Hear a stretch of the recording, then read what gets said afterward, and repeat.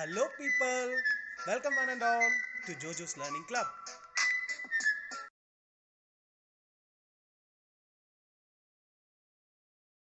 Hello guys, welcome to my channel Jojo's Learning Club. So this is the second part on mensuration where I'll be discussing about the properties of quadrilateral. So there are 5 different types of quadrilateral. Which are they?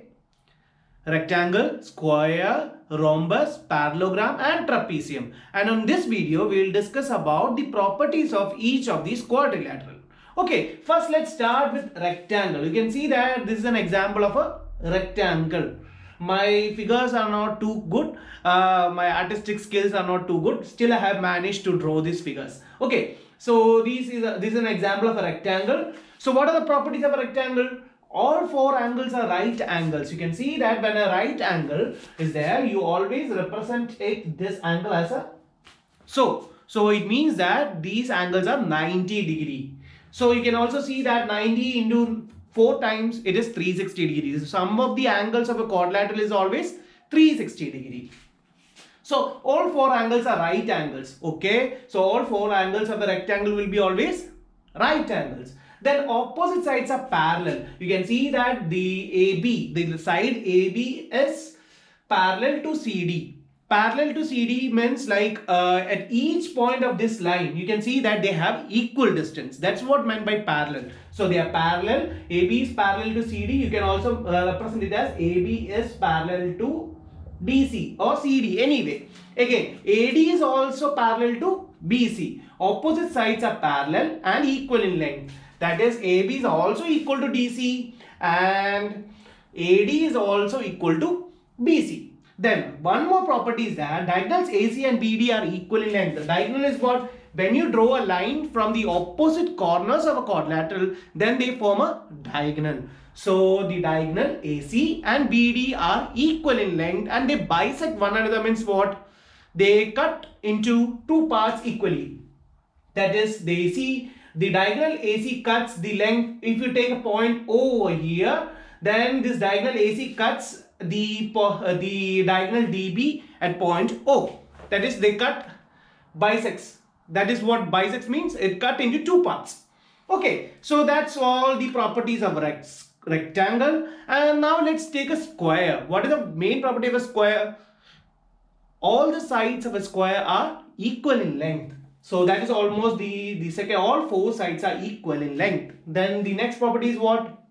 Opposite sides are parallel. That is, EF is parallel to HG, EH is parallel to FG. So opposite sides are parallel and all 4 angles are right angle. So for one more figure, we had all 4 angles as right angle. For what? Rectangle and square, all the 4 angles would be always right angles. So this is the common property for both rectangle and square. Then also one diagonals EG and FH are equal in length. They are also equal in length in square. And also in rectangle also you have seen that they have diagonals are equal in length. And one more property is that they bisect one another at right angles. That is, they cut each other at right angles. So this is another one property which distinguishes from rectangle and square from rectangle.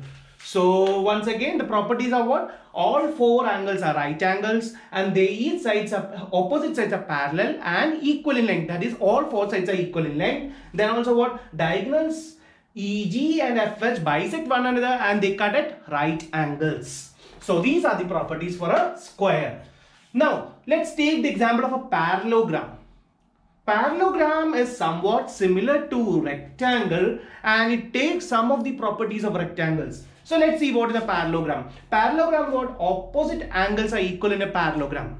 That is, opposite angles means what? Angle ZWX or XWZ, let's say. XWZ, that is XW. When W comes in between, then we mark this angle as at W. If you want to mark this angle, you can either call it as WXY or YXW. So I take it as here XWZ. And also opposite angles. Opposite of this angle would be what? This is the opposite angle. So XYZ is equal to XYZ. And similarly, this angle would be equal to this angle. So that's what meant by opposite angles are equal for a parallelogram. Then opposite sides are parallel, that is WX will be parallel to ZY. Also you can see that WZ is also parallel to XY, and they are also equal in length. So it's a same property for rectangle, right? Opposite sides are parallel and equal in length. So this is the same property as in rectangle. So you can relate each of these quadrilateral and learn. Then it won't be difficult. You don't have to mug up everything. You just have to relate each of these quadrilateral and learn. Then it is very easy to learn.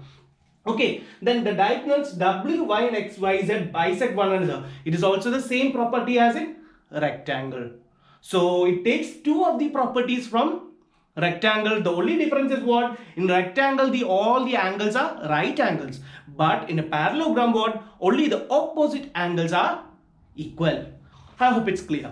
Okay, now let's go to rhombus. So about rhombus, again you can see this is a figure. Rhombus is somewhat similar to square. You can see that all four sides are equal. In square also you have learned that all four sides are equal. Okay, equal in length. So this is the same property which you take from square. So rhombus is also somewhat similar to square. Then the diagonals AC and BD bisect one another and also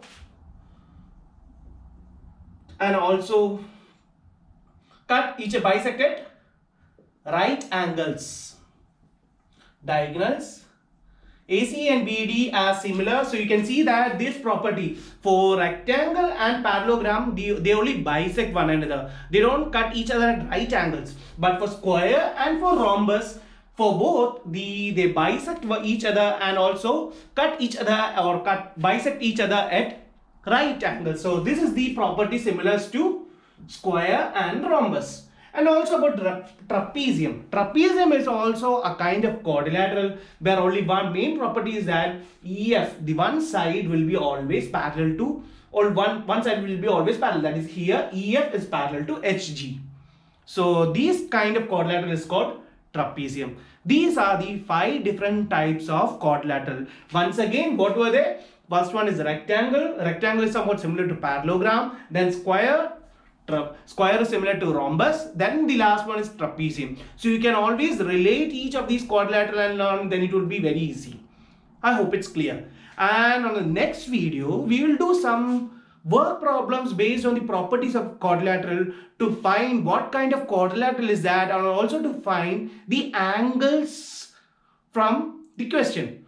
Before that, I also want to discuss you about some properties which would be helpful for you to do the work problems based on quadrilateral. You know that there are two straight lines, right? Sorry, I'm drawing here 2 straight lines. So I'm drawing a line connecting both this. This is a parallelogram or parallel lines. The AB I'm drawing in such a way that AB is parallel to CD. Then you can see that their alternate angles will be equal. So for a parallel line, always they alternate angles. So the angle ABC is equal to angle BCD. So angle ABC is equal to angle BCD. That is for parallel lines or for parallelogram, opposite side or alternate angles are equal. So when they form a parallel line, when you draw a diagonal through that or a line through that, then their alternate angles will be always equal. Then another one property for triangles which you should learn is that, let's take a triangle. Okay, so this is a triangle. I know this angle. I need to find this angle in it. This is angle A, angle B, D. I need to let me draw a big figure, then you will get a better understanding. Okay, this angle is angle D, this is A, this is B, and this is C. You know that A plus B plus C is 180 degree. That why? How did I write it? Because the sum of the angles of a triangle is what? 180 degree. So C is what? 180 minus B plus C. So C you can find either by doing what? 180 minus B plus C. You also know that the sum of the angles of C plus D, angle C plus angle D is also what? 180 degree. So angle C is what? 180 degree minus angle D. That is, now relate both these equations. What you will get?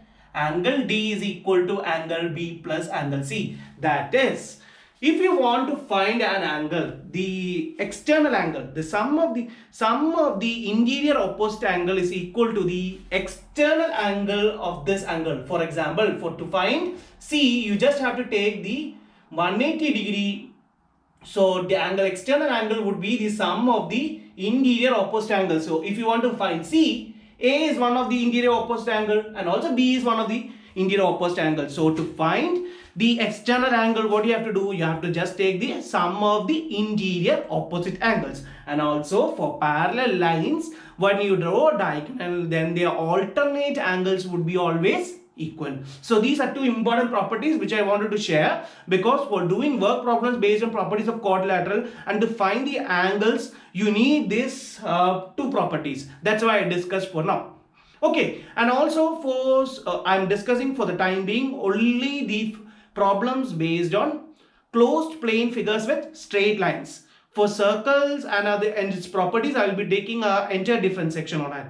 Okay, so that's all for today and see you later. Bye bye.